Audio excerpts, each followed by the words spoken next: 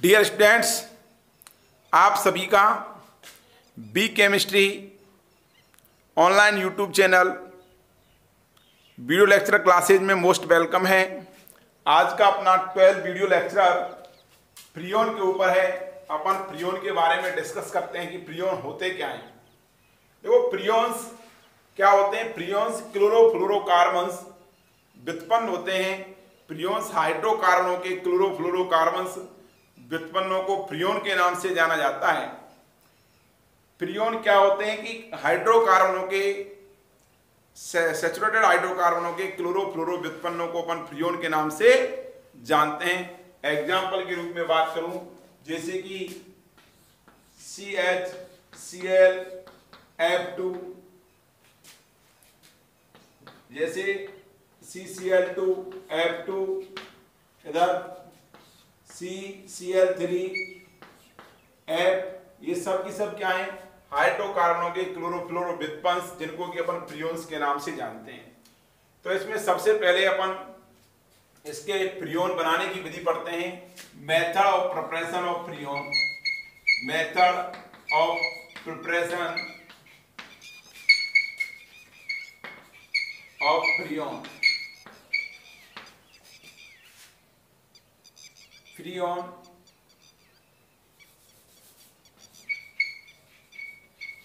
Freons, इसके बारे में स्टडी करते हैं अपन। देखो जरा, इसमें ये सबसे पहली विधि लेते हैं अपन कार्बन टेट्राक्लोराइड से। कि कार्बन टेट्राक्लोराइड से फ्रियोन कैसे बनाते हैं। जब कार्बन टेट्राक्लोराइड की क्रिया HF के साथ एंटीमनी पेंटाक्लोराइड SbCl5 की उपस्थिति में कराते हैं। जब कार्बन टेट्राक्लोराइड की क्रिया HF के साथ एंटीमनी पेंटाक्लोराइड की उपस्थिति में कराते हैं तो इसके एक क्लोरीन का प्रतिस्थापन फ्लोरीन के द्वारा हो जाता है और ये CCl3F की प्राप्ति होती है और ये HCl निकल जाता है। इसको बोलते हैं अपन फ्रियोन 11। ठीक, यदि इस CCl4 के साथ HF के दो मॉलिक्यूल काम में लेते हैं और SbCl5 की उपस्थिति में क्रिया कराते हैं एंटीमनी पेंटाक्लोराइड की उपस्थिति में, तो दो फ्लोरीन के द्वारा दो क्लोरीन का प्रतिस्थापन हो जाएगा। ये CCl2 F2 और ये 2HCl बाहर निकल जाता है। इसका नाम है फ्रियोन 12। ठीक, तीसरा मेथड ऑफ प्रिपरेशन है जब C2Cl6 इसकी क्रिया अपन 2HF के साथ कराते हैं तो दो यहां से क्लोरीन का प्रतिस्थापन एंटीमनी पेंटाक्लोराइड की उपस्थिति में, दो क्लोरीन का प्रतिस्थापन दो क्लोरीन से हो जाता है। ये C2Cl2F2 की प्राप्ति होगी और ये 2HCl निकल जाता है बाहर। इसका नाम होगा फ्रियोन 1, फ्रियोन 112। ठीक, 112, फ्रियोन 112। देन इसका हेक्साक्लोरोएथेन C2Cl6 इसकी क्रिया हेक्साक्लोरोएथेन क्रिया 3HF के साथ कराते हैं एंटीमनी पेंटाक्लोराइड की प्रेजेंस में, तो तीन क्लोरीन का प्रतिस्थापन आता है। तो ये C2Cl3F3 प्लस 3HCl निकल जाता है बाहर। इसका नाम है फ्रियोन 113। इस प्रकार से फ्रियोनों का संश्लेषण कर लिया जाता है। नेक्स्ट ये आता है फ्रियोन का नामकरण। देखो, फ्रियोन का नामकरण किस प्रकार से करते हैं अपन कि फ्रियोन को इसको बोलते हैं फ्रियोन X, Y और Z बोलते हैं। फ्रियोन को क्या बोलते हैं, फ्रियोन X, Y, Z। यहां पर X क्या है, X है कार्बन परमाणु की संख्या, कार्बन परमाणु की संख्या। देखो Y क्या है, यहां पर Y है number of hydrogen atom, hydrogen परमाणु की संख्या, हाइड्रोजन परमाणुओं की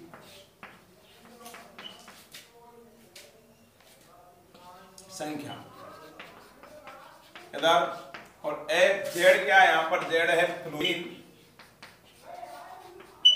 परमाणुओं की, फ्लोरीन परमाणुओं की संख्या। ये कार्बन परमाणुओं की संख्या है, तो x रिप्रेजेंट कर रही है कार्बन परमाणु की संख्या को, और y रिप्रेजेंट कर रही है हाइड्रोजन परमाणु की संख्या को, और z रिप्रेजेंट कर रहा है फ्लोरीन परमाणु की संख्या को। तो इस प्रकार से अपन फ्रियोन का नामकरण कर लेते हैं। कोई भी क्लोरोफ्लोरो कार्बन उत्पन्न होता है तो उसको फ्रियोन एक्स वाई जेड के नाम से जानते हैं। यहाँ पर यह आता है कि x का मान कैसे निकालते हैं, तो यहाँ पर x बराबर होता है कार्बन की संख्या -1। कार्बन की जितनी संख्या होगी उसमें से इसको -1 करके x का मान निकाल लेते हैं। y बराबर क्या होता है, y बराबर होता है H+1 की हाइड्रोजन की संख्या +1, और z बराबर क्या होता है, z बराबर इक्वल टू होता है F की z बराबर होता है फ्लोरीन की संख्या। तो यहाँ पर अपन कुछ यौगिक ले रहा हूं, उनके नाम लिखेंगे फ्रियोन्स के। ये क्रम संख्या टेबल बना रहा हूं मैं। यहां पर फ्रियोन का, फ्रियोन यौगिक का अणुसूत्र लिख रहा हूं मैं। अणुसूत्र यहां पर ये x का मान, यहां पर ये y का नाम, y का मान, और यहां पर ये z का मान, ठीक। और यहां पर लिख रहा हूं मैं यौगिक का नाम, फ्रियोन यौगिक का नाम, फ्रियोन का नाम। फ्रियोन का नाम क्या होगा, फ्रियोन एक्स वाई जेड। तो एक्स वाई जेड की अपने को वैल्यू पता होगा तो अपन फ्रियोन का नाम निकाल सकते हैं। इधर देख लो, ये x का मान क्या होगा, ये C-1, y का मान H+1, और z बराबर क्या होगा, z=F, ठीक। इधर मैं ये लिखता हूं, एग्जांपल्स लिखता हूं। पहला एग्जांपल्स CH2F2 CHF F2Cl। दूसरा एग्जांपल लिखता हूं मैं यहां पर CHCl2F।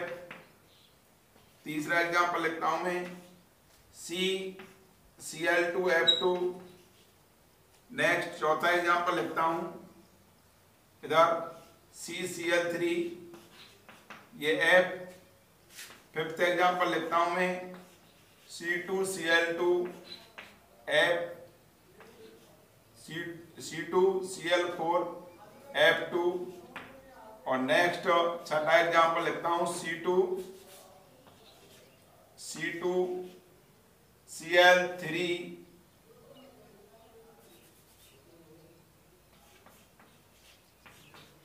ये F3 इधर। चलो छठा एग्जांपल मैं बाद में ले लूंगा, पहले आप पांचवें एग्जांपल देख लीजिए। C2Cl4F2। तो यहां पर देखो कार्बन की संख्या -1, कार्बन की संख्या कितनी है, यहां पर 1 है। इधर कार्बन की संख्या 1 है, 1 - 1, इसका मतलब 0। हाइड्रोजन की संख्या कितनी है यहाँ पर, 1, 1 + 1 तो कितना हो जाएगा, 2। फ्लोरीन की संख्या कितनी है यहाँ पर, 2, तो 2 हो जाएगा। तो इसका नाम क्या हो जाएगा, फ्रियोन 22, फ्रियोन 22। इधर देखते हैं अपन, यहाँ पर कार्बन की संख्या कितनी है, 1, तो 1 - 1 0। हाइड्रोजन की संख्या कितनी है, 1, तो 1 + 1 2। फ्लोरीन की संख्या कितनी है, 1, तो इसका नाम क्या होगा, फ्रियोन 21, फ्रियोन 21। नेक्स्ट कार्बन की संख्या कितनी है इसके अंदर, 1, 1 - 1 0। क्लोरीन की, हाइड्रोजन की संख्या कितनी है यहाँ पर, 1 भी नहीं है, 0 है, तो 0 + 1 1। फ्लोरीन की संख्या कितनी है, 2, तो यहाँ पर होगा 2। इसका नाम होगा फ्रियोन 12। कार्बन तो ही नहीं है यहाँ पर, फ्रियोन 12। देन यहाँ पर कार्बन की संख्या कितनी है, 1, 1 - 1 0। हाइड्रोजन की संख्या क्या है यहाँ पर है ही नहीं है, तो 1 हाइड्रोजन प्लस 1 1, फ्लूइड की संख्या कितनी है 1, तो इसका नाम होगा फ्रियोन 11, फ्रियोन 11। नेक्स्ट है कार्बन की संख्या कितनी है 2, तो 2 माइनस 1 इक्वल टू 1। हाइड्रोजन की संख्या कितनी है 0 है, तो 0 प्लस 1 इक्वल टू 1। फ्लूइड की संख्या कितनी है 2, तो इक्वल टू 2, तो कितना हो जाएगा फ्रियोन 112। तो इस प्रकार से अपन फ्रियोन का नामकरण कर लेते हैं। सबसे पहले अपन अणुसूत्र दिया है, उसमें x का मान निकालेंगे कि x क्या होता है कार्बन की संख्या -1। फिर उसके बाद क्या होगा y का मान निकालेंगे, y क्या होता है हाइड्रोजन की संख्या +1। फिर उसके बाद z का मान निकालेंगे, z क्या होता है नंबर ऑफ फ्लोरीन एटम्स। तो इसके बाद नंबर ऑफ फ्लोरीन एटम की संख्या, फ्लोरीन परमाणु की संख्या देख करके अपन z की वैल्यू निकाल लेते हैं। फ्रियोन का सामान्य नाम फ्रियोन एक्स वाई जेड से डिनोट करते हैं। यहाँ पर x कार्बन की संख्या को, y हाइड्रोजन की संख्या को, z इधर फ्लोरीन की संख्या को रिप्रेजेंट करता है। यहाँ पर यह अणुसूत्र लिखे हैं अपन ने। इधर कार्बन की संख्या कितनी है यहाँ पर 1, तो यहाँ पर 1 माइनस 1 0 होगा। इधर हाइड्रोजन की संख्या कितनी है तो 1, तो 1 प्लस 1 12 होगा, 2 होगा। यहाँ पर फ्लोरीन की संख्या कितनी है 2, तो इस प्रकार से फ्रियन ये 22 होगा। ठीक, मैं नेक्स्ट अगला एग्जांपल लेता हूँ फ्रियोन का, 1-2 एग्जांपल्स और करा देता हूँ। इधर 6 नंबर का एग्जांपल,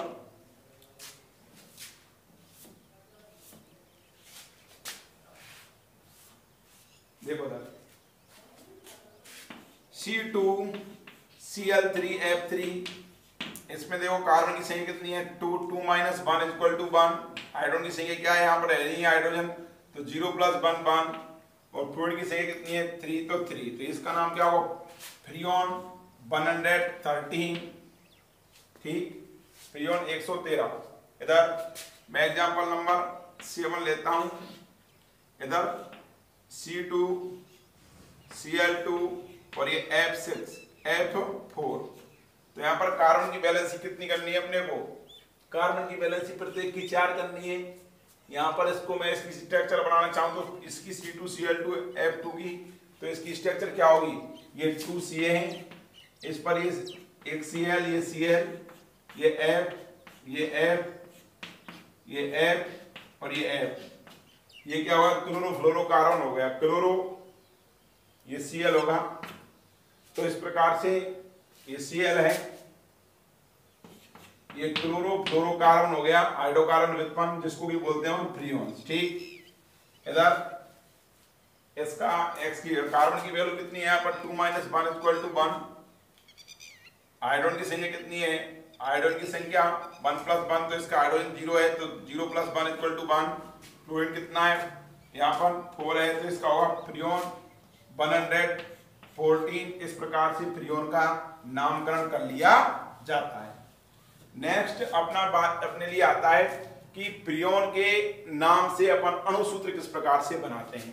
तो इसके बारे में चर्चा करता हूं आपसे कि फ्रियोन के नाम से अणुसूत्र किस प्रकार से बनाते हैं। तो इधर ये तो नामकरण की बात हो गई कि फ्रियोन का नामकरण कर लिया जाता है। अब अणुसूत्र से अपन नाम किस प्रकार से बनाएंगे इसके बारे में स्टडी करेंगे। देखो यहां लग रहा हूं मैं अणुसूत्र से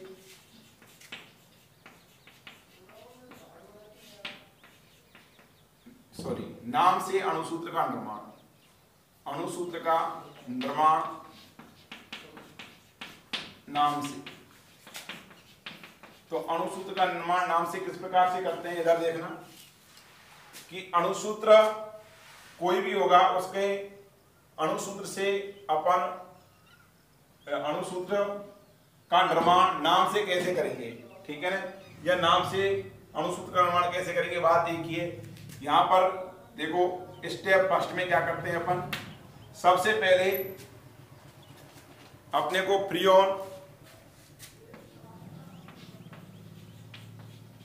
जो एक्स वाई और जो जेड दिया हुआ है इसके बारे में, इसको ये फ्रियोन का कोई नाम है फ्रियोन एक्स वाई जेड। तो इसमें अपन ये एक्स क्या कार्बन की संख्या, वाई क्या हाइड्रोजन की संख्या, जेड क्या फ्लोरीन की संख्या। तो यहां पर x की वैल्यू किस प्रकार से निकालें, ठीक, कार्बन की संख्या किस प्रकार से निकालें। तो यहाँ पर मैं बता देता हूँ कि x का मान कैसे निकालेंगे कार्बन की संख्या। तो यहाँ पर कार्बन की संख्या निकालने के लिए अपने को क्या करना करता है कि x बराबर होता है C-1। तो इधर x की वैल्यू कैसे निकलेगी अपने को, तो x की वैल्यू अपने को इसमें C की वैल्यू निकालेंगे कार्बन की संख्या, तो x का इसका पक्षांतर करेंगे तो x + 1 = C। तो ये आ जाएगी कार्बन की संख्या क्या होगी इसके अंदर x + 1 होगी, जो भी कार्बन की संख्या है वो क्या होगी x + 1। इधर फिर y की वैल्यू निकालते हैं अपन। तो y बराबर क्या होता है, y बराबर होता है, ये तो अपन की कार्बन की वैल्यू निकाल ली x + 1। y बराबर क्या होता है H + 1। तो H की हाइड्रोजन परमाणु की संख्या कैसे निकालेंगे, y इधर +1 पक्षांतर करेंगे तो -1 = H। तो ये H बराबर क्या आएगा y - 1। ठीक, इधर उसके बाद जो Z है, Z क्या है, फ्लोरीन की संख्या है, तो Z = क्या होगा F के ही बराबर होता है। तो इस प्रकार से जब अपन अणुसूत्र से नाम से अणुसूत्र निकालना होता है तो C की वैल्यू क्या होगी x + 1, H की वैल्यू क्या होगी y - 1 इधर, और Z की वैल्यू क्या होगी = F। इस प्रकार से अपन अणुसूत्र से नाम से अणुसूत्र का निर्माण कर लेते हैं। तो नाम दे रखा है मैंने, ये ले फ्रियोन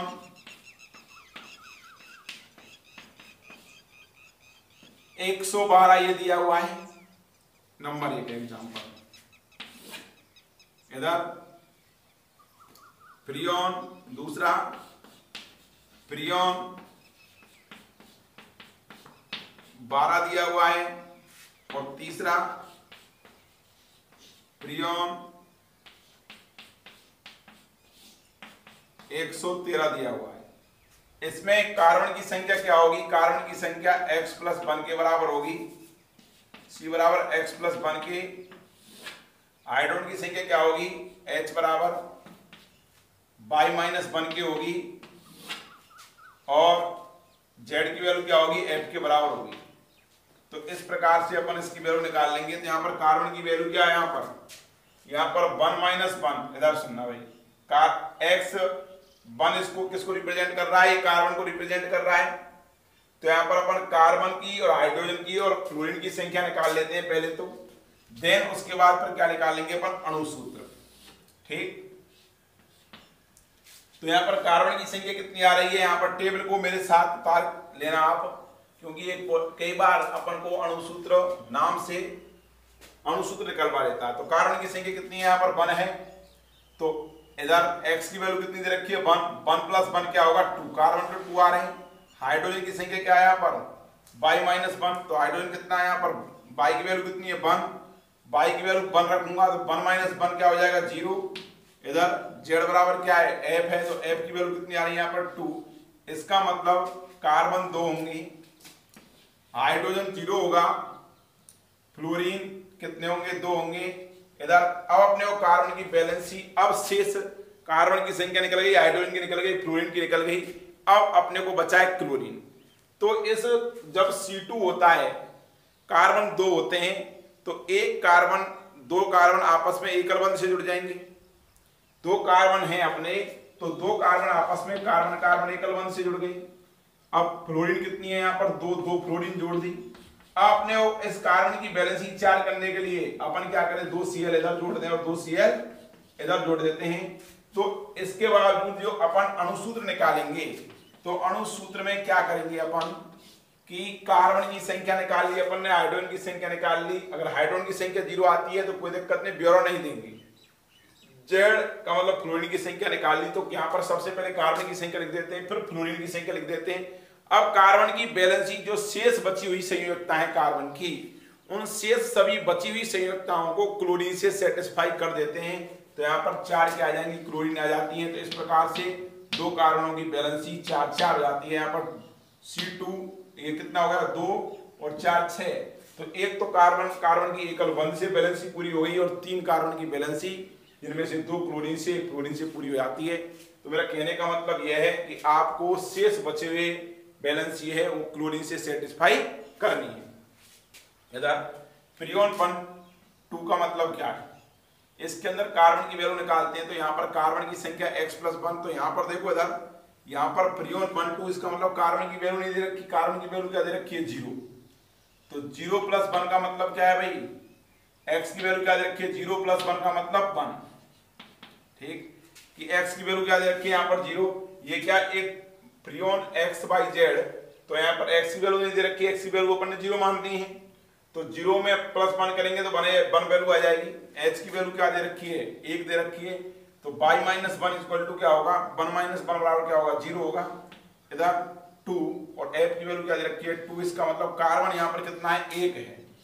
एक कार्बन में यहाँ पर 2 फ्लोरीन जुड़ी हुई है, तो यहाँ पर कार्बन की बैलेंस 4 करने के लिए अपन क्या जोड़ते हैं, 2 क्लोरीन जोड़ देते हैं, C2H2Cl2 हो जाएगा। इधर फ्रियोन 113, इधर इसमें कार्बन की वैल्यू दे रखी है, कार्बन की संख्या दे रखी है x = 1, x बराबर क्या दे रखा है, 1, तो x की वैल्यू 1 दे रखी है, तो 1 + 1 = 2 आ गई कार्बन की वैल्यू। हाइड्रोजन की वैल्यू क्या दे रखी है, 1 दे, बाई की वैल्यू क्या दे रखी है, 1 दे रखी है, बाई की वैल्यू क्या दे रखी है, 1, तो बाई की वैल्यू 1 दे रखी है, तो 1 - 1 = 0 आ गया। और जेड की वैल्यू क्या दे रखी है, 3, इसका मतलब कार्बन 2 हैं, हाइड्रोजन 0 है, फ्लोरीन 3 है, तो यहाँ पर बचे हुई 3 संयुक्ताएं किससे पूरी होंगी, वो क्लोरीन से सेटिस्फाई कर देते हैं।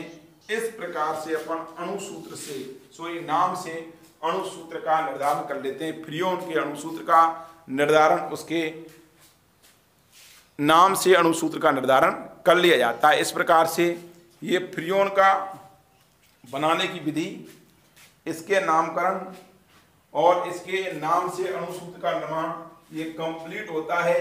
देन इसके फ्रियोन के वो गुणधर्म आते हैं कि गुणधर्म क्या है। तो मैं गुणधर्म बोल रहा हूं कि फ्रियोन कैसा होता है। फ्रियोन रंगहीन होता है, कलरलेस। फ्रियोन गंधहीन होता है, ऑडरलेस। फ्रियोन बाष्पशील द्रव होते हैं। फ्रियोन क्या होते हैं, रंगहीन, गंधहीन और बाष्पशील द्रव होते हैं। ये उच्च ताप एवं दाब पर भी क्रियाशील, ये उच्च ताप एवं दाब पर क्रियाशील होते हैं। क्या, ये उच्च ताप और दाब पर क्या होते हैं, क्रियाशील। सामान्य ताप और दाब पर ये क्रियाशील नहीं होते, अर्थात अक्रिय माने जाते हैं। ठीक, फ्रियोनों का उपयोग आता है इसके बाद में कि फ्रियोन का उपयोग क्या किया जाता है। तो इधर फ्रियोन का उपयोग अक्रिय विलायक के रूप में फ्रियोन का उपयोग किया जाता है। किसके रूप में, इनर्ट सॉल्वेंट के रूप में। ठीक, नेक्स्ट इसका उपयोग, फ्रियोनों का उपयोग रेफ्रिजरेटर में, इसका मतलब रेफ्रिजरेटर का मतलब फ्रिज। दूसरा शीत संग्राहकों में, और तीसरा एसी में एवं प्रशीतकों में भी फ्रियोन का उपयोग किया जाता है। एयर कूल के कोल्ड में प्रशीतकों के रूप में फ्रियोन का उपयोग किया जाता है। एरोसोल नोदक के रूप में भी फ्रियोन का उपयोग किया जाता है। एरोसोल नोदक के रूप में भी फ्रियोन का उपयोग करते हैं।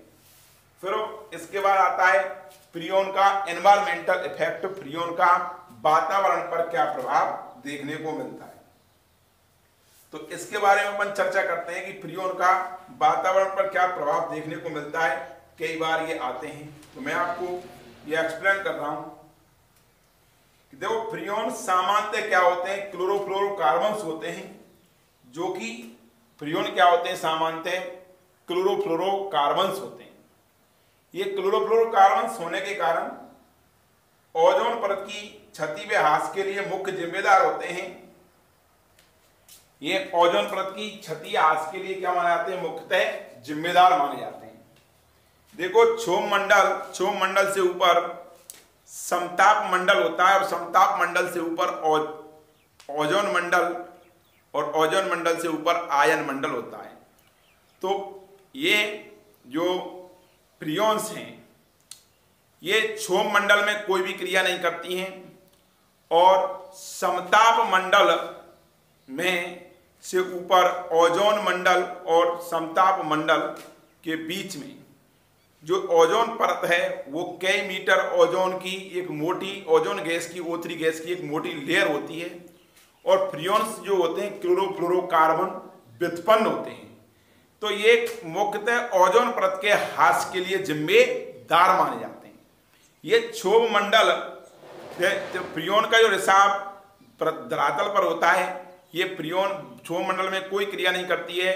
ये क्षोभ मंडल में से होकर के समताप मंडल में पहुंच जाती है, और समताप मंडल से होकर के ये कहां पर पहुंच जाती है, ये पहुंच जाती है फ्रियोंस समताप मंडल और ओजोन मंडल के बीच में।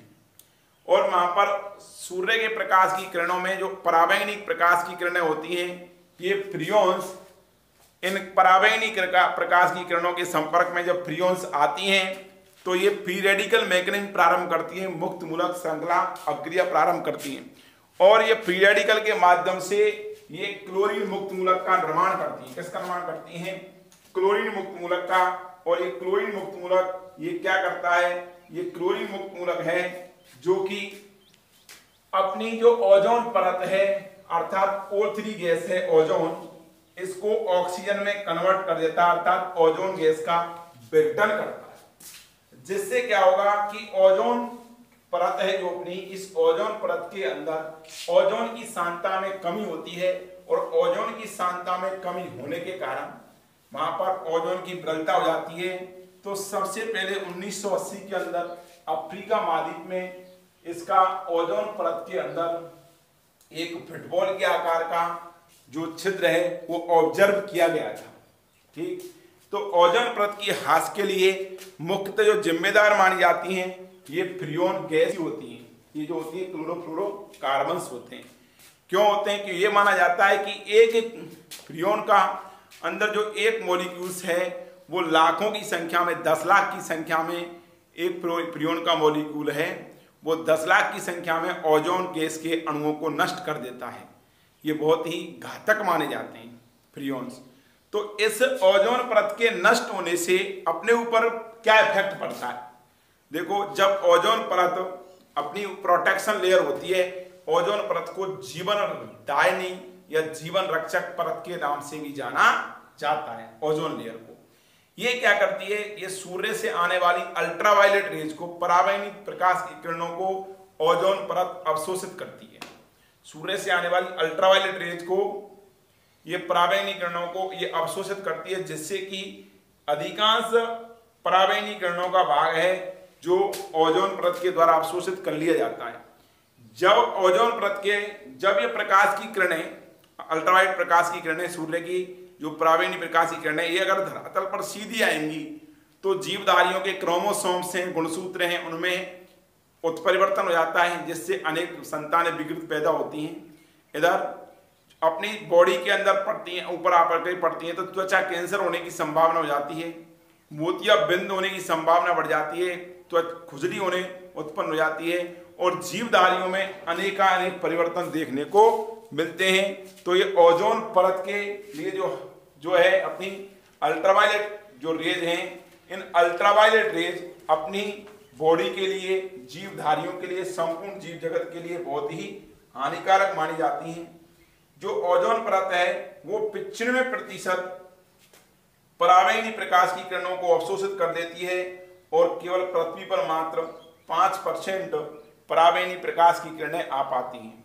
लेकिन ये क्लोरोफ्लोरोकार्बन्स हैं जो लगातार इनकी उत्सर्जन की मात्रा बढ़ती जा रही है और ये क्या करते हैं, जो अपनी ओजोन परत की जो ओजोन लेयर है उसको क्या करते हैं, नष्ट करते हैं, जिससे नष्ट करने के कारण ओजोन की परत के अंदर ओजोन गैस की सांद्रता में कमी हो जाती है और यहाँ पर ओजोन की रिक्तियां उत्पन्न हो जाती हैं। मैं एक केमिकल रिएक्शन के माध्यम से आपको ये एक्सप्लेन करूं कि ये फ्रियोन्स हैं, वो फ्रियोन्स किस प्रकार से ये अपनी ओजोन परत को नष्ट करती हैं। मैं आपको एक केमिकल रिएक्शन के माध्यम से एक्सप्लेन कर रहा हूं। तो यहां पर मैं ले रहा हूं फ्रियोन, ये CCl3, ये F, ये मैंने फ्रियोन ली। इसकी सनलाइट, ये पराबैंगनी प्रकाश के संपर्क में जब ये फ्रियोन्स आती हैं तो क्या बनेगा, मैं इसको ऐसे लिख सकता हूं, Cl3 को ये Cl2 और ये Cl, ये सनलाइट की उपस्थिति में ये इसके बंध का समांश विखंडन होगा। समांश विखंडन होता है तो ये रेडिकल और ये रेडिकल बन जाता है। तो ये Cl2 और ये F, ये रेडिकल बन जाएगा और ये Cl रेडिकल बन जाता है, मुक्त मूलक बन जाता है। तो फ्रियोन्स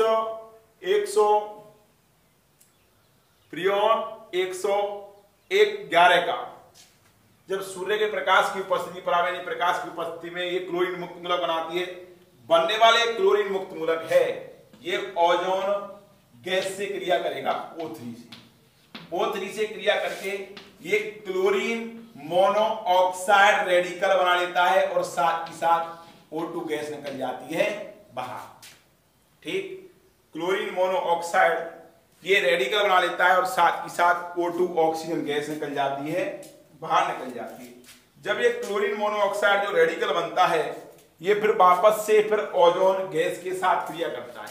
ये क्लोरीन मोनोऑक्साइड जो रेडिकल बना है इसका नाम है क्लोरीन मोनोऑक्साइड रेडिकल। ये क्लोरीन मोनोऑक्साइड रेडिकल है, ये वापस से क्रिया करता है किसके साथ में, ओजोन गैस के साथ में। तो क्लोरीन मोनोऑक्साइड रेडिकल की क्रिया ऑक्सीजन गैस के साथ कराते हैं, ओजोन गैस के साथ में। तो ये क्या बनेगा, ये बन जाता है इधर 2O2 ऑक्सीजन बाहर निकल जाती है, ये क्लोरीन मुक्त मूलक बन जाता है। बनने वाला क्लोरीन मुक्त मूलक फिर फर्दर ओजोन के साथ क्रिया करता है और क्लोरीन मोनोऑक्साइड रेडिकल बनाता है। फिर क्लोरीन मोनोऑक्साइड रेडिकल है O3 के साथ क्रिया करता है और ऑक्सीजन गैस का निर्माण करता है। तो इस प्रकार से ये चेन रिएक्शन कंटिन्यूअस चलती रहती है और इस चेन रिएक्शन का दुष्परिणाम क्या होता है कि एक क्लोरीन का मुक्त मूलक 10 लाख, 1 लाख से लेकर के 10 लाख ओजोन के मॉलिक्यूल्स को नष्ट कर देता है। तो नष्ट करता है तो उस जगह पर ओजोन जो लेयर है तो उसमें ओजोन गैस है, तो उस जगह पर ओजोन गैस की जो सांद्रता है वहां पर विरल हो जाती है, जिससे ओजोन परत में छेद देखने को मिलता है। और जब सूर्य के प्रकाश की किरणें उस जगह पर ओजोन परत है, यहाँ पर ओजोन की सांद्रता में कमी हो जाती है, तो सूर्य के प्रकाश की जो पराबैंगनी किरणें वहां अवशोषित नहीं हो पाती हैं और सीधी धरातल पर पहुंचती हैं, जिससे कि जीवधारियों को अत्यधिक मात्रा में नुकसान होता है।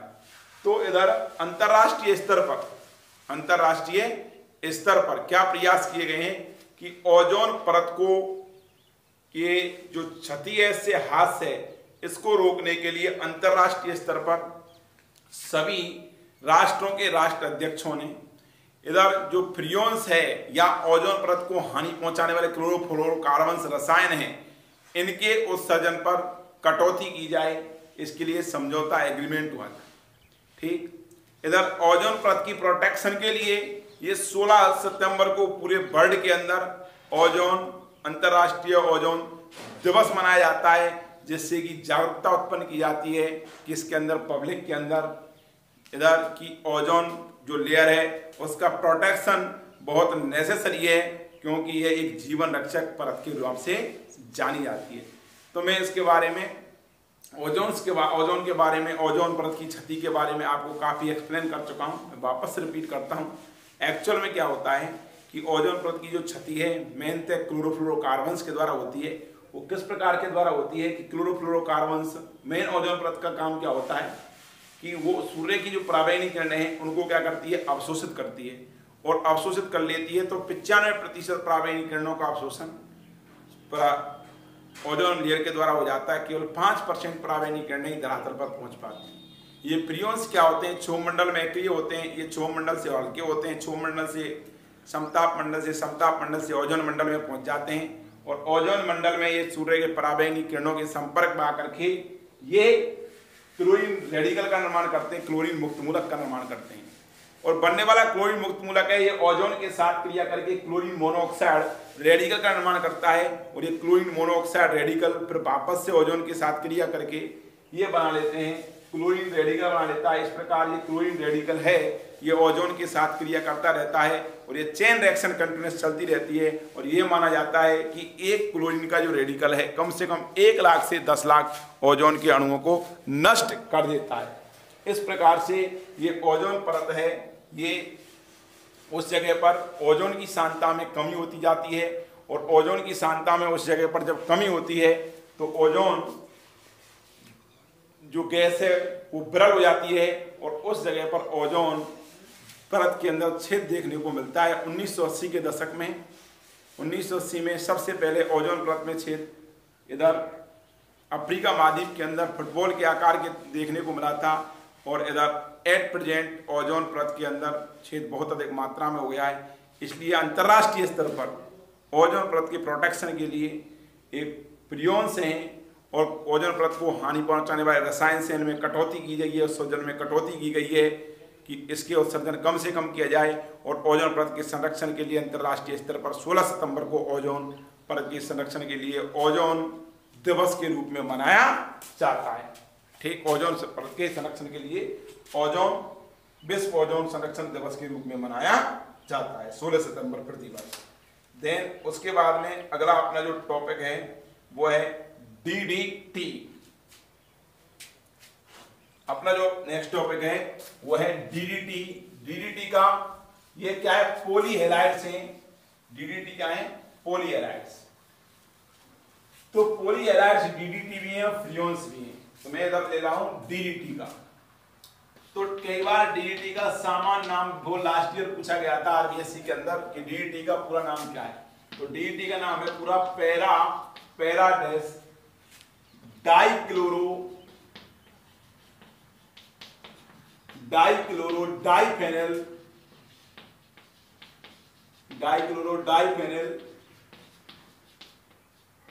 ट्राइक्लोरोएथेन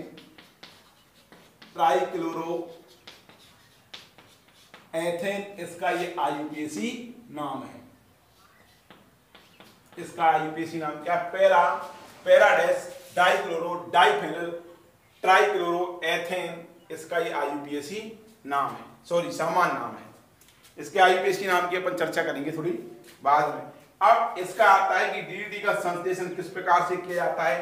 तो मैं इसको बताता हूं कि DDT का संश्लेषण किस प्रकार से करते हैं। तो अपन ने जो एलोफोन रिएक्शन पड़ी थी तो उसमें क्लोरल का संश्लेषण किया था अपन ने। किसका किया था, क्लोरल का। जब क्लोरल की क्रिया अपन किसके साथ कराते हैं, जब क्लोरल की क्रिया अपन कराते हैं किसके साथ, क्लोरोबेंजीन के साथ में। किसके साथ कराते हैं, क्लोरोबेंजीन के साथ में सांद्र सल्फ्यूरिक अम्ल की उपस्थिति में। तो DDT का संश्लेषण होता है। ये रहा क्लोरल, ये CCl3, ये CHO, इसका नाम है क्लोरल। तो DDT का संश्लेषण कैसे होता है, जब इस क्लोरल की क्रिया अपन क्लोरोबेंजीन के साथ कराते हैं सांद्र सल्फ्यूरिक अम्ल की उपस्थिति में। इस क्लोरल को मैं ऐसे लिख सकता हूं, ये Cl, ये Cl, ये Cl, इधर CH और ये O। इसकी क्रिया अपन कराते हैं क्लोरोबेंजीन के साथ सांद्र सल्फ्यूरिक अम्ल की उपस्थिति में। किसकी प्रेजेंस में, सांद्र सल्फ्यूरिक अम्ल की प्रेजेंस में। तो एक जल के मॉलिक्यूल्स बाहर निष्कासित होगा, वाटर मॉलिक्यूल्स माइनस H2O बाहर निष्कासित होता है। किस प्रकार से, इधर मैं बता रहा हूं। यह कैटलिस्ट क्या लेंगे, कंसंट्रेट सांद्र H2SO4, कंसंट्रेट H2SO4। तो ऑक्सीजन ये दोनों हाइड्रोजन को लेकर के बाहर निकल जाती है और ये क्या बनेगा, ये C, ये Cl, ये Cl, ये Cl, इधर ये बेंजीन बल है और ये Cl, इधर सॉरी इस प्रकार से बनता है। देखो इधर ये CH है यहां पर, तो देखो ये H, ठीक। तो इसका ये बॉन्ड इससे बन गया और एक बॉन्ड मैं यहां पर इस प्रकार से बना देता हूं, इसका ये बॉन्ड बन गया, ये Cl। बॉन्डों का प्रयोग ध्यान रखना है आपको। तो कार्बन की वैलेंसी 1 2 3 और 4 हो गई। तो इसको बोलते हैं अपन DDT। देखो पैराडेस, ये पैरा पर ये एप्सो, ये ऑर्थो, ये मेटा, ये पैराडेस डाइक्लोरो डाइफेनिल ट्राइक्लोरो और ये 2 कार्बन की चेन बन रही है, तो इसका नाम क्या, एथेन। ठीक, तो इसका IUPAC नाम क्या होगा, 1 और ये 2। तो इसका IUPAC नाम होगा 1 सॉरी, अपन इसको ऐसे लिख सकते हैं 1 की जगह पर इसको, इसका मैं IUPAC नाम लिखना चाहूं तो यहां पर 3 प्रतिस्थापी हैं यहां पर, तो और यहां पर प्रतिस्थापी कितने हैं, केवल यहां पर 2 प्रतिस्थापी हैं इस जगह पर, ये 2 प्रतिस्थापी। लेकिन यहां पर D पहले लिखा गया है सामान्य नाम में, तो मैं इसको यहां पर इधर 1 नंबर यहां पर और 2 नंबर यहां पर, ठीक। तो 2 पर क्या है भाई, ये बेस डाइफेनिल है, ठीक है ना। तो इधर 2 बेस, बेस का मतलब 2, इधर पैराक्लोरोएथिल, पैराक्लोरोफेनिल 1 ट्राइक्लोरो एथेन, ये इसका आईयूपीएसी नाम हो जाए। कैसे? बिस का मतलब बी, यहाँ पर दो हैं, यहाँ पर पैराक्लोरो एथिल, पैराक्लोरो क्या फेनिल, ये 2 हैं, तो इसलिए मैंने लिखा है बेस। तो 2 बेस पैराक्लोरोफेनिल 1 ट्राइक्लोरो एथेन, ये इसका आईयूपीएसी नाम हो जाता है। तो इस प्रकार से अपन किसका डीडीटी का संश्लेषण कर लेते हैं। डीडीटी का संश्लेषण कैसे करते हैं? जब क्लोरल की क्रिया कंसंट्रेट H2SO4 की उपस्थिति में किसके साथ कराते हैं? फिनोल के साथ, कंसंट्रेट H2SO4 की उपस्थिति में क्लोरोबेंजीन के साथ क्रिया क्लोरल की कराते हैं, तो डीडीटी का संश्लेषण होता है। और ये माना जाता है कि डीडीटी है वो एक अच्छा कीटनाशी होता है, इंसेक्टिसाइड होता है। इसका उपयोग कीटनाशी के रूप में किया जाता है। यह एक सफेद ठोस पदार्थ होता है, यह विषैला होता है। मैं बोल रहा हूं कि डीडीटी एक सफेद ठोस पदार्थ होता है, यह विषैला होता है। इसका उपयोग कीटनाशी के रूप में खटमलों एवं मच्छरों को नियंत्रित करने में किया जाता है। तो डीडीटी सफेद ठोस होता है, इसका ये विषैला होता है, विषैली प्रवृत्ति होती है। इसका उपयोग कीटनाशक के रूप में किया जाता है और प्राचीन काल के अंदर पहले इसका उपयोग मच्छरों को और खटमलों को मारने में किया जाता था। लेकिन 1900 इधर अमेरिका के अंदर, यूरोपियन कंट्रीज के अंदर इसके डीडीटी के छिड़काव पर पूर्णतः पाबंदी है। क्यों पाबंदी है? क्योंकि ये डीडीटी ये जल के अंदर एबल है, लेकिन फैट के अंदर, वसा के अंदर सोलुबल होता है। तो इधर जैसे अपन इसका कीटनाशक के रूप में छिड़काव करते हैं, तो ये कीटनाशक के रूप में जब छिड़काव करते हैं तो ये मतलब जीवधारियों के माध्यम से, ये शाकाहारी पौधों के माध्यम से जीवधारियों में प्रवेश कर जाता है और जीवधारियों के अंदर, वसा के अंदर सोलुबल होकर के ये उसके अंदर संचित होता रहता है। तो इस दौरान ये बायोमैग्निफिकेशन हो जाता है, अर्थात इसकी मात्रा जब अधिक बढ़ जाती है तो ये जैव आवर्धन जिसको बोलते हैं, तो डीडीटी का बायोमैग्निफिकेशन देखने को मिलता है। ठीक है ना, जीवधारियों के अंदर जैव आवर्धन देखने को मिलता है। नेक्स्ट, इसमें पॉलीएराइड्स के अंदर एक आता है BHC बेंजीन हेक्साक्लोराइड। क्या आता है? BHC benzene hexachloride. तो मैं बेंजीन हेक्साक्लोराइड के बारे में बताऊं कि बेंजीन हेक्साक्लोराइड है क्या है। देखो, जब इसका BHC का संश्लेषण कैसे करते हैं और BHC को किन किन नामों से जानते हैं, इसके बारे में मैं आपसे चर्चा करूंगा। ठीक है ना। तो और BHC को किस प्रकार से बनाते हैं, BHC को देखो इधर,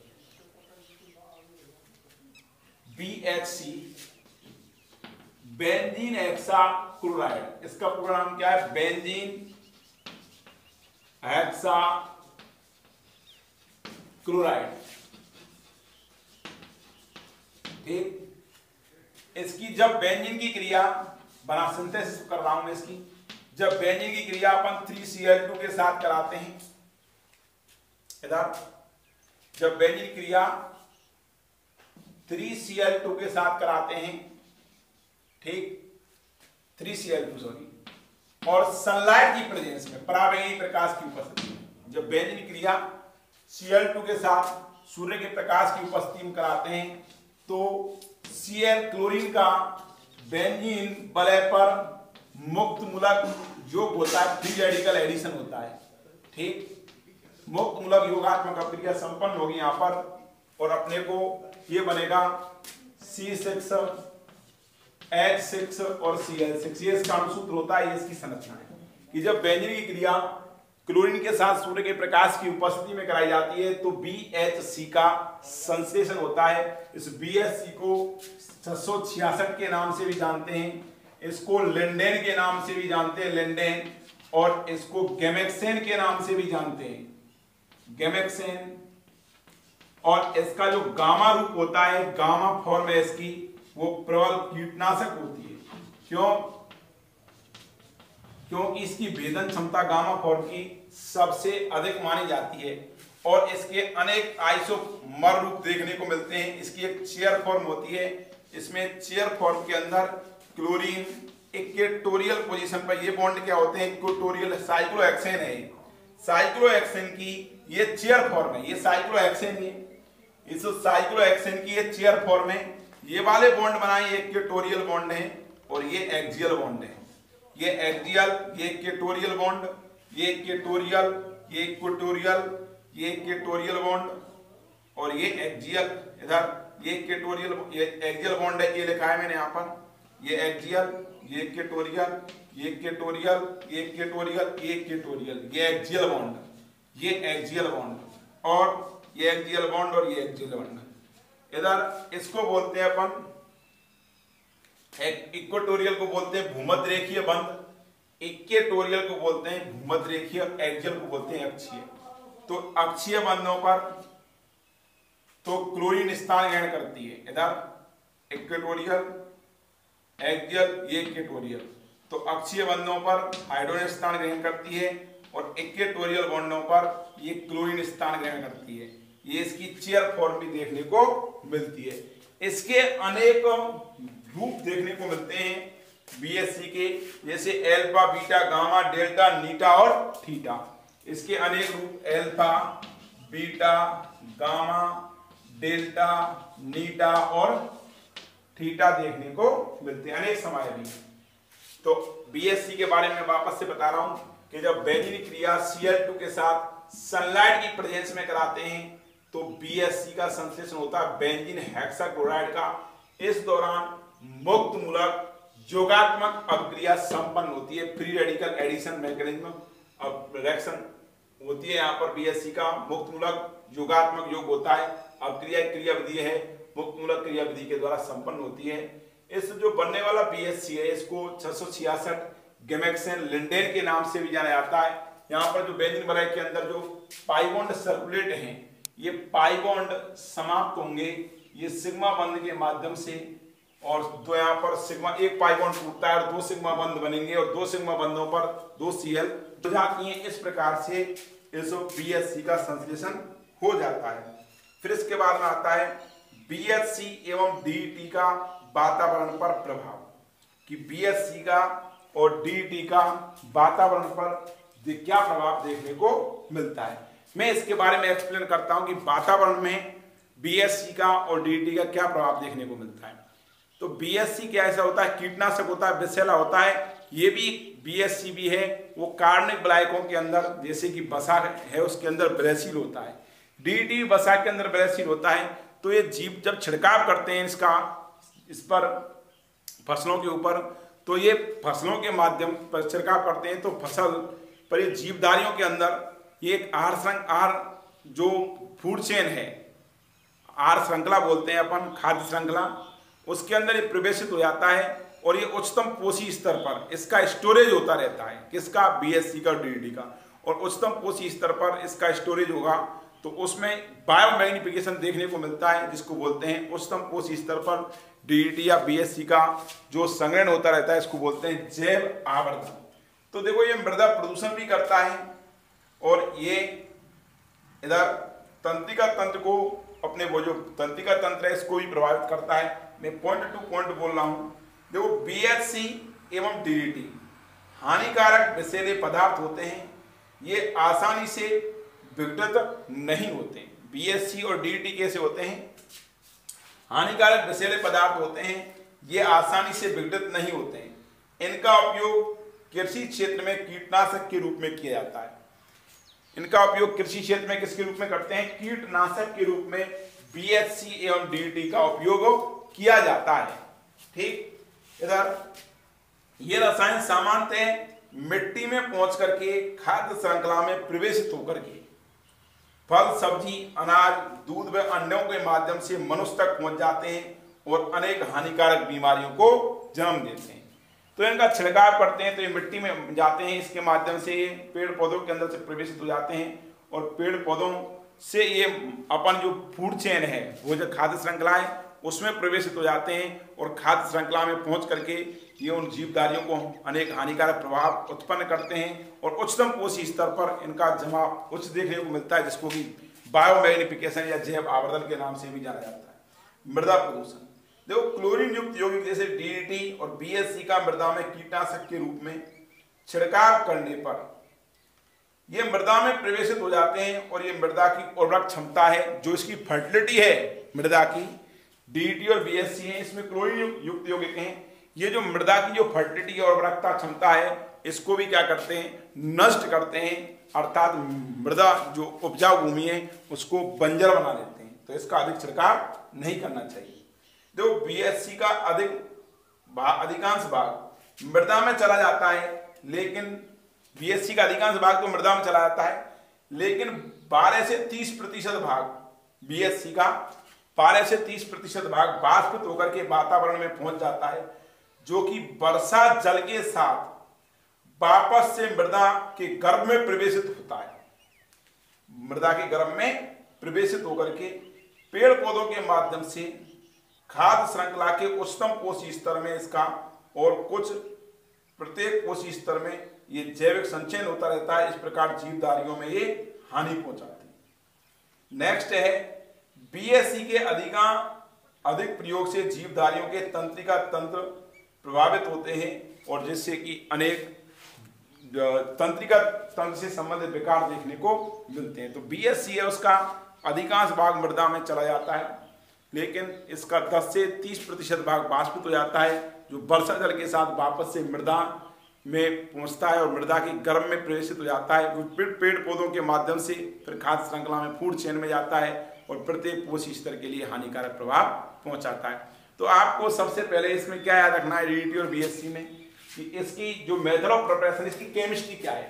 तो डीडीटी को किससे बनाते हैं अपन, जब क्लोरल की क्रिया क्लोरोबेंजीन के साथ सल्फ्यूरिक अम्ल की उपस्थिति में कराते हैं तो डीडीटी का संश्लेषण होता है। देन डीडीटी का सामान्य नाम पूरा क्या है कि para para dichloro trichloro ethane इसका सामान्य नाम है। इसका बीएससी है, इसका संश्लेषण कैसे करते हैं, डीडीटी की संरचना क्या है ये आपको याद रखनी है। इधर बीएससी का संश्लेषण कैसे करते हैं, जब क्लोरोबेंजीन की क्रिया सनलाइट की प्रेजेंस में Cl2 के साथ कराते हैं तो Cl2 का बेंजीन वलय पर मुक्त मूलक योगात्मक योग होता है। उस क्रिया की क्रियाविधि मुक्त मूलक क्रियाविधि के द्वारा संपन्न होती है और बेंजीन हेक्साक्लोराइड बीएससी का निर्माण होता है। बीएससी को गैमेक्सेन लिंडेन 666 के नाम से जाना जाता है। इसका गामा रूप है वो कीटनाशक प्रवृत्ति का होता है, क्योंकि इसकी पेनिट्रेशन पावर है, भेदन क्षमता है वो उच्च होती है। इसका जो इसके बीएससी है, इसके एल्फा बीटा गामा डेल्टा नीटा और थीटा अनेक रूप देखने को मिलते हैं। ये बीएससी है, इसकी एक चेयर फॉर्म देखने को मिलती है। इधर इसकी चेयर फॉर्म देखने को मिलती है। इस चेयर फॉर्म में जो क्लोरीन है वो इक्वेटोरियल बंध पर स्थान ग्रहण करती है, क्योंकि साइक्लोहेक्सेन में दो प्रकार के बंध होते हैं, एक तो भूमध्य रेखीय और एक अक्षीय बंध। तो ये इन वाले बॉन्डों को बोलते हैं अपन, ये साइक्लोहेक्सेन की चेयर फॉर्म है, ये इक्वेटोरियल बॉन्ड है। इक्वेटोरियल बॉन्ड को अपन बोलते हैं भूमध्य रेखीय बंध। भूमध्य रेखीय बंधों पर भूमध्य रेखीय बंधों पर क्लोरीन स्थान ग्रहण करती है और ये एक्सियल बंध A4 एक्सियल बॉन्डों पर ये हाइड्रोजन स्थान ग्रहण करती है। इस प्रकार से ये चेयर फॉर्म साइक्लोहेक्सेन की देखने को मिलती है। जब बेंजीन की क्रिया Cl2 के साथ अपन निर्जल AlCl3 की उपस्थिति में करा दें, निर्जल AlCl3 की उपस्थिति में Cl2 के साथ क्रिया कराएं, अंधकार में भी कराएं। जब बेंजीन क्रिया निर्जल AlCl3 की उपस्थिति में या निर्जल FeCl3 की उपस्थिति में Cl2 के साथ अंधकार में कराते हैं तो केवल बनता है क्लोरोबेंजीन। क्या बनता है, क्लोरोबेंजीन, याद रखना। लेकिन जब बेंजीन क्रिया Cl2 के साथ सनलाइट की प्रेजेंस में कराते हैं तो बनता है बेंजीन हेक्साक्लोराइड। लेकिन Cl2 और निर्जल AlCl3 या FeCl3 लुईस अम्लोत्प्रेरक है और अंधकार में कराते हैं तो बनती है क्लोरोबेंजीन। दोनों रिएक्शनों को याद रखना। इस प्रकार से आपके जो पॉली हैलाइड्स हैं जो फ्रियोन्स हैं वो समाप्त होते हैं, DDT है ये समाप्त होता है, BSC है ये समाप्त होता है। अपना जो नेक्स्ट टॉपिक होगा वो एरिल हैलाइड का मेथड ऑफ प्रिपरेशन होगा और एरिल हैलाइड की केमिकल प्रॉपर्टीज होंगी, इसके बारे में अपने नेक्स्ट वीडियो लेक्चर में डिस्कस करेंगे। और कुछ प्रॉब्लम्स हैं उसके बारे में अपने से आपसे डिस्कस करेंगे। Thank you.